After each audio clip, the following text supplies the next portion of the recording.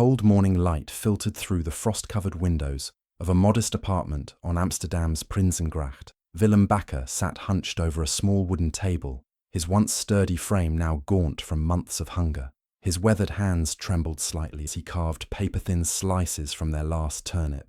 Across the room, his wife Maria stirred a pot of watery soup, the steam rising weakly from what had once been tulip bulbs, now their primary source of sustenance. Their children, 8-year-old Peter and 6-year-old Anna, sat quietly on a threadbare blanket, their hollow eyes reflecting the desperation that had settled over the Netherlands like a suffocating shroud. The apartment, once filled with laughter and warmth, now echoed with the persistent growling of empty stomachs and the distant cries of other hungry children throughout the city. Outside, Amsterdam's famous canals lay frozen solid, their surfaces reflecting the grey April sky of 1945. The streets, once bustling with bicycles and pedestrians, were now eerily quiet, save for the occasional figure shuffling slowly through the cold, conserving every precious calorie. This was the hunger winter, and it was killing the Dutch people one empty meal at a time. Maria ladled the thin soup into chipped bowls, each portion barely covering the bottom. Willem watched his children's faces as they received their meagre breakfast, seeing the way they tried to hide their disappointment, their small hands wrapped around the warm bowls as much for heat as for the illusion of nourishment. The family ate in silence, each spoonful precious, each swallow a small victory against the gnawing emptiness that had become their constant companion. The crisis had begun 6 months earlier, in September 1944, when Operation Market Garden, the ambitious Allied plan to liberate the Netherlands, had failed catastrophically. The Dutch government in exile in London had called for a railway strike to support the operation, and Dutch railway workers had courageously responded, grinding the country's transportation system to a halt. But when Market Garden collapsed, leaving the northern and western provinces still under German occupation, the Nazi response was swift and merciless. Reichskommissar Arthur Seyss-Inquart, the Austrian Nazi governing the occupied Netherlands, imposed a brutal embargo on all food and fuel shipments to the western provinces. No trains would run, no barges would navigate the canals, no trucks would deliver supplies. The punishment was collective and devastating, designed to break the spirit of the Dutch resistance by starving the civilian population into submission. By October 1944, the daily food ration had plummeted from an already inadequate 1,800 calories per person to a starvation level 580 calories. By December, it had fallen further to 400 calories, barely enough to sustain life. Families like the Bakkers found themselves facing an impossible choice: burn their furniture for warmth or save it to trade for food on the black market, where a single potato could cost a wedding ring and a loaf of bread might require a family heirloom. Willem remembered the day he had traded his father's pocket watch, a treasured inheritance, for 3 small potatoes and a handful of dried beans. The black market dealer, a gaunt man with darting eyes, had examined the timepiece with practiced efficiency before nodding curtly and producing the precious vegetables from beneath his coat. Willem had walked home through the empty streets, the potatoes heavy in his pocket, knowing that this meal would sustain his family for perhaps 2 days if they were careful. The winter of 1944-1945 proved to be one of the coldest on record, with temperatures dropping well below freezing for weeks at a time. Without fuel for heating, families huddled together in single rooms, burning whatever they could find. Books, furniture, even the wooden frames of windows disappeared into stoves and fireplaces. The Bakkers had already burned their dining table, 2 chairs, and most of Willem's carpentry tools, keeping only what was absolutely essential for his occasional work, repairing other people's furniture, in exchange for food scraps. Maria had developed what she called her hunger recipes, creative combinations designed to extract maximum nutrition from whatever they could obtain. Tulip bulbs, when properly prepared, could be made into a soup that provided some calories and vitamins. Sugar beet pulp, normally fed to livestock, could be mixed with water and a precious pinch of salt to create a filling, if unpalatable, porridge. Even grass and leaves were gathered and boiled, though they provided little more than the psychological comfort of having something to chew. The children adapted to their new reality with the resilience that only the young possess, but the changes were heartbreaking to witness. Peter, once energetic and curious, now moved slowly and deliberately, unconsciously conserving energy. Anna had stopped asking for her favorite foods, having learned that such requests only brought tears to her mother's eyes. Their games had changed too, reflecting their harsh new world. Instead of playing soldiers or princesses, they now played food distribution, pretending to hand out imaginary meals to their dolls and stuffed animals. Throughout the city, the death toll mounted steadily.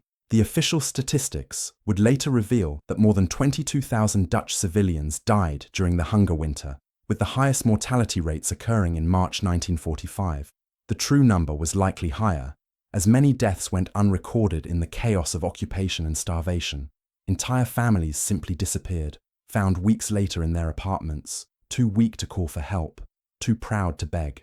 The morgues overflowed, and mass graves were dug in the frozen ground outside the cities. In the shadows of this suffering, a remarkable underground network of photographers worked to document the crisis. Emmy Andriessen, a member of the clandestine group known as Die Ondergedoken Camera, or the Underground Camera, moved through Amsterdam's streets with her concealed equipment, capturing images that would later serve as crucial historical evidence. Her photographs, including the haunting Boy with Pan and the Gravedigger, provided visual testimony to the scale of the humanitarian catastrophe unfolding in occupied Netherlands. Community kitchens began appearing in churches and public buildings, operated by volunteers who pooled their meagre resources to create communal meals. These kitchens served not just food, but hope, bringing neighbors together in shared adversity. Children from the most affected urban areas were quietly fostered by rural families who still had some access to agricultural products, a practice that saved countless young lives while separating families during their darkest hours. By early 1945, reports of the humanitarian catastrophe in the Netherlands had begun reaching London with increasing urgency. The Dutch government in exile, led by Queen Wilhelmina, made desperate appeals to the Allied leadership, pleading for immediate intervention to save the civilian population. Prince Bernhard, the Queen's son-in-law, used his connections with British and American military leaders to highlight the crisis, providing detailed reports of the starvation and suffering. Ben Buitenhuis, then a young boy living in Amsterdam, would later recall scavenging for powdered milk and consuming meals made from tulip bulbs and sugar beets during the famine. His memories, preserved decades later, captured the daily struggle for survival that defined the experience of thousands of Dutch children. The search for food became an all-consuming obsession, with families sending their strongest members on dangerous journeys to the countryside in hopes of trading possessions for agricultural products. Initially, the Allied High Command was reluctant to divert resources from military operations for humanitarian purposes. The war was entering its final phase, with Allied forces pushing deep into Germany, and every aircraft, every ton of supplies, was considered essential for the final victory. Some military planners argued that feeding the Dutch population was Germany's responsibility under international law, and that diverting Allied resources would only prolong the war. However, as the reports became more detailed and the death toll more apparent, the moral pressure for action became overwhelming. Winston Churchill, despite his focus on military objectives, was moved by the accounts of Dutch suffering. The Prime Minister had developed a deep respect for Dutch resistance during the war, and the thought of an entire population starving while Allied forces stood by was unacceptable. In February 1945, he authorized preliminary planning for a humanitarian relief operation. The Swedish Red Cross had attempted to provide some relief, but their efforts were severely limited by German restrictions and the sheer scale of the crisis. Small amounts of food had been smuggled through by resistance networks, but these efforts, while heroic, were insufficient to address the needs of millions of starving people. What was needed was a massive, coordinated effort that could deliver thousands of tons of supplies quickly and efficiently. The solution came from an unexpected source, the very bomber aircraft that had been raining destruction on German cities for years. RAF Bomber Command, under the leadership of Air Chief Marshal Arthur Harris, was approached about the possibility of using their aircraft for humanitarian purposes. The idea was revolutionary, almost absurd in its audacity. Could the same Lancaster bombers that had carried tons of explosives over Berlin and Hamburg be converted to carry food to starving civilians? The technical challenges were immense. The aircraft would need to fly at extremely low altitudes to ensure accurate drops, making them vulnerable to ground fire. The food would need to be packaged in a way that would survive the impact of landing, yet be easily recoverable by civilians. Most critically, Some form of agreement would need to be reached with the German occupying forces to prevent the relief aircraft from being shot down. Air Vice Marshal William Staton, commanding No. 3 Group RAF, took on the task of planning what would become known as Operation Manna. Working with Dutch resistance contacts and Swedish intermediaries, secret negotiations began with the German High Command in the Netherlands. The proposal was unprecedented, a temporary truce that would allow Allied aircraft to drop food supplies to Dutch civilians without interference from German anti-aircraft guns. Remarkably, the German commanders agreed to the proposal. Seyss-Inquart, perhaps recognizing that the war was lost and hoping to improve his position for post-war negotiations, authorized his forces to hold their fire during designated relief flights.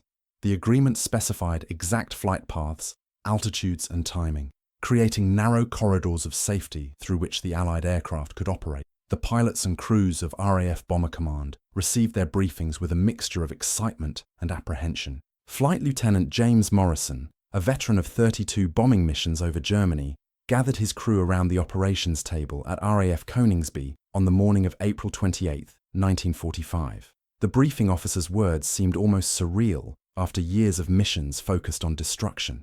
"Gentlemen, tomorrow you're not going to bomb anything, you're going to save lives."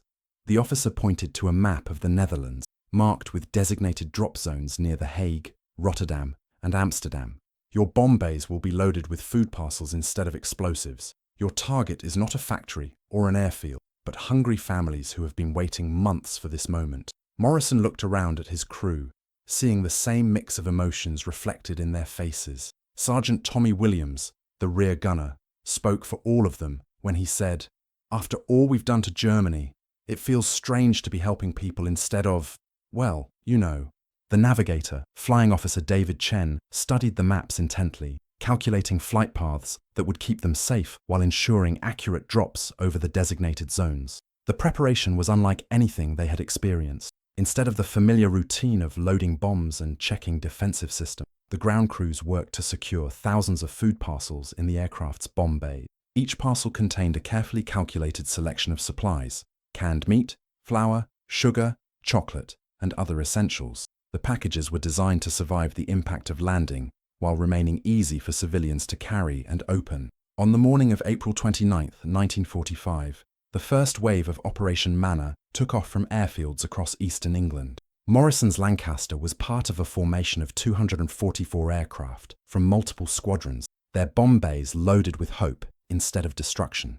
As they crossed the North Sea, the crews maintained radio silence, each man lost in his own thoughts about the unprecedented mission they were undertaking. The flight over the Netherlands revealed a landscape scarred by years of war and occupation.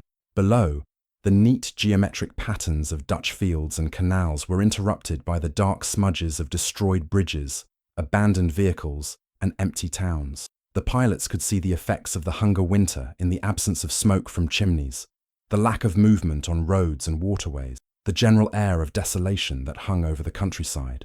As they approached the first drop zone near The Hague, Morrison reduced altitude to 300 feet, following the prescribed flight path that would keep them safe from German anti-aircraft fire. The bomb bay doors opened with their familiar mechanical whine, but instead of the whistle of falling explosives, thousands of food parcels tumbled into the Dutch sky, their small parachutes blossoming like flowers against the grey morning. Back in Amsterdam, the Bakker family had heard the distant rumble of aircraft engines growing steadily louder. Willem rushed to the window, his heart pounding with a mixture of fear and curiosity. For months, the sound of aircraft had meant danger, either Allied bombers heading for German targets or German fighters on patrol. But these engines sounded different, closer, and there were so many of them. Maria joined him at the window, clutching Peter and Anna close to her sides. As the formation of Lancasters appeared over the city, flying lower than any aircraft they had seen during the occupation, the bomb bay doors opened and thousands of packages began falling from the sky. At first, the family could only stare in confusion and disbelief. Were these bombs? Some new kind of weapon? Then they saw the parachutes, small white canopies that slowed the package's descent, and they realized that something extraordinary was happening. Other residents of their building had emerged onto the street, pointing skyward and shouting to each other in voices filled with excitement and wonder. Children who had barely moved for weeks suddenly found the energy to run, their faces turned upward as the packages drifted down around them. Peter tugged at his mother's coat, his young voice filled with amazement and hope. "Mama, is that really for us?" The question hung in the air like a prayer, expressing not just the boy's wonder, but the desperate hope of an entire population that had been forgotten by the world for so long. Maria could only nod, tears streaming down her face as she watched the miracle unfolding before them. The packages landed throughout the neighborhood, some caught by eager hands, others settling gently on rooftops and in gardens. The Backer family rushed outside, joining their neighbors in a scene of controlled chaos as people emerged from buildings they had barely left for months. The packages were clearly marked with Allied insignia and messages in Dutch.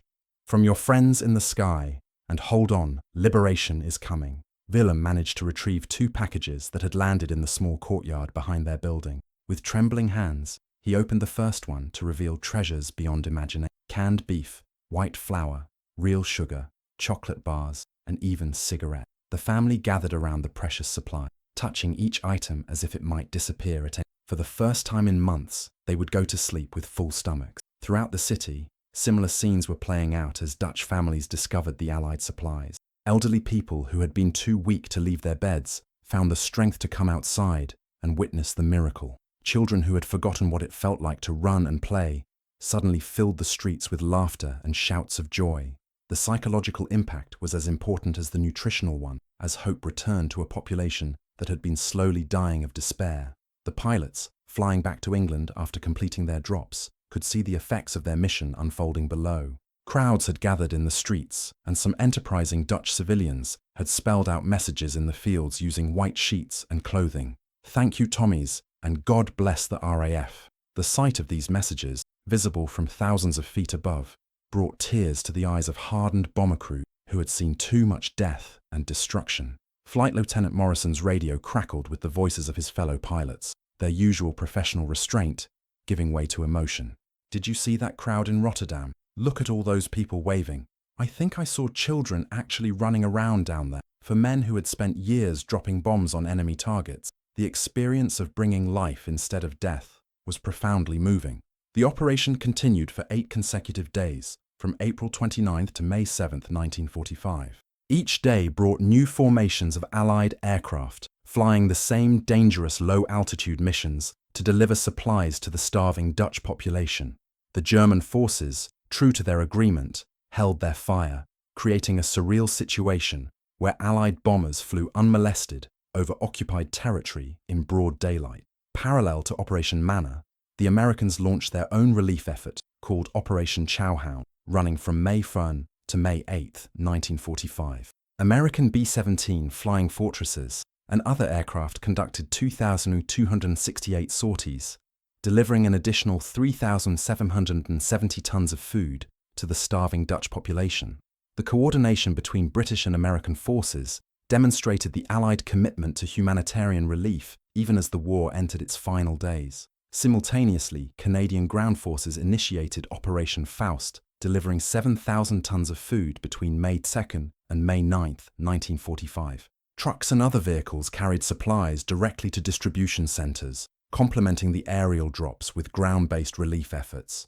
The 3 operations together represented the largest humanitarian airlift in history up to that point, setting precedents for future relief efforts. By the end of Operation Manna alone, 3,156 Allied sorties had delivered 6,680 tons of food to the Netherlands. Combined with the American and Canadian efforts, over 17,000 tons of supplies reached the starving population in just over a week. The statistics were impressive, but they could not capture the human impact of the missions. Mortality rates in the affected areas dropped immediately, and medical reports documented rapid improvements in the health of children and elderly people who had been closest to death from starvation.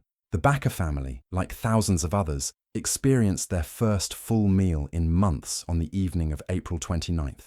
Maria prepared a feast from the Allied supplies, combining the canned beef with their hoarded vegetables to create a stew that filled their small apartment with aromas they had almost forgotten. The children ate with an enthusiasm that brought tears to their parents' eyes, their faces lighting up with each bite. Willem found himself thinking about the pilots who had risked their lives to bring this food. He'd spent years hating the occupying forces, dreaming of liberation, but he had never imagined that salvation would come from the sky, in the form of British bombers carrying groceries instead of explosives. The irony was not lost on him, and he felt a profound gratitude toward these unknown airmen who had chosen mercy over vengeance. The German soldiers stationed in Amsterdam watched the food drops with mixed emotions. Some were clearly moved by the humanitarian gesture, perhaps thinking of their own families back in Germany who might be facing similar hardships. Others maintained their military discipline, following orders to allow the flights while struggling with the implications of their enemies' compassion. A few German officers were overheard expressing admiration for the Allied operation, recognizing it as a demonstration of strength through mercy rather than force. Artists and writers throughout the Netherlands documented and responded to both the famine and the relief effort, contributing to the collective memory and historical record. Their works, created often in secret during the occupation, captured not just the physical suffering, but the emotional journey from despair to hope that characterized the Dutch experience during this period. The long-term health consequences of the hunger winter would be studied for decades afterward. Medical researchers found that individuals exposed to severe malnutrition during this period showed increased susceptibility to diabetes, obesity, and cardiovascular diseases later in life. These studies contributed significantly to understanding the lasting effects of famine on human health and development. On May 5, 1945, the German forces in the Netherlands officially surrendered, and the country was finally liberated after 5 years of brutal. The streets that had been empty and silent during the hunger winter suddenly filled with celebrating crowds, their faces still gaunt from months of starvation, but radiant with joy and relief. Canadian forces entered Amsterdam to scenes of jubilation that had been unimaginable just weeks earlier. The Baker family joined the celebrations, but they also sought out the Allied soldiers and airmen to express their gratitude for Operation Manna. Willem had carefully preserved one of the food packages as a memento, and he pressed it into the hands of a young RAF flight sergeant, trying to explain in broken English how much the operation had meant to his family. The airman, clearly moved, could only nod and shake Willem's hand, understanding that no words were adequate for such a moment. Letters poured into RAF bases across England, from Dutch families expressing their gratitude. The messages, written in careful English or translated by volunteers, told stories of children saved from starvation, elderly people given the strength to survive until liberation, and families reunited with hope after months of despair. The pilots and crews kept many of these letters for the rest of their lives, treasuring them as proof that their wartime service had included moments of pure compassion. The legacy of Operations Manna, Chowhound, and Faust extended far beyond their immediate humanitarian impact. These operations established precedents for humanitarian airlifts that would be followed in future crises, most notably the Berlin airlift of 1948-1949, when Allied aircraft again used the skies to deliver hope to a besieged population. The techniques developed for accurate low-altitude drops and the diplomatic framework for negotiating safe passage through hostile territory became models for future humanitarian operations. In the years following the war, the Netherlands rebuilt from the devastation of occupation and starvation. The country's relationship with Britain, the United States, and Canada was permanently strengthened by the memory of the relief operations, and annual commemorations were established to honor both the victims of the hunger winter and the Allied airmen who had risked their lives to bring relief. Monuments were erected at the drop zone, and museums preserved the stories of both the suffering and the salvation. Willem and Maria Baker lived to see their children grow up in a free and prosperous Netherlands, but they never forgot the lessons of the hunger winter or the miracle of Operation Manna. They told the story to their grandchildren, passing down not just the historical facts, but the emotional truth of what it meant to receive unexpected compassion from former enemies. The preserved food package became a family heirloom, a tangible reminder of the day hope fell from the sky. Decades later, as an elderly man, Peter Baker would often reflect on his childhood question, "Is that really for us?" The answer, he came to understand, was about more than food packages falling from British bombers. It was about the capacity for human compassion to transcend the boundaries of war, nationality, and hatred. It was about the choice to save lives rather than take them, to build bridges rather than walls, to offer hope rather than despair. Ben Buitenhuis, who survived the famine as a young boy, would spend his later years sharing his memories with historians and students, ensuring that the experiences of the Hunger Winter generation were not forgotten. His testimonies, along with those of thousands of other survivors, formed a crucial part of the historical record, providing personal context to the statistics and official reports. The story of Operations Manna, Chowhound, and Faust serves as a powerful reminder that even in humanity's darkest hours, there are those who choose to be lights in the darkness. The British, American, and Canadian pilots who flew those dangerous missions, the Dutch families who survived the Hunger Winter, and the German commanders who honored the truce all played their parts in a drama that demonstrated the best of human nature in the worst of times. Today, as the world faces new challenges and conflict, the lessons of these operations remain relevant. They showed that military power could be used for humanitarian purposes, that enemies could become allies through acts of compassion, and that hope could be delivered as surely as destruction. In a world that often seems divided by hatred and fear, the memory of Allied bombers dropping food instead of bombs over the Netherlands stands as a testament to the possibility of choosing mercy over vengeance, compassion over cruelty, and life over death. The photographs taken by Emmy Andries and other underground photographers during the Hunger Winter, combined with the documented relief efforts, created a complete historical record that continues to educate and inspire. These images and stories remind us that individual acts of courage and compassion, whether by resistance photographers documenting suffering or pilots delivering food, can have profound and lasting impacts on human history.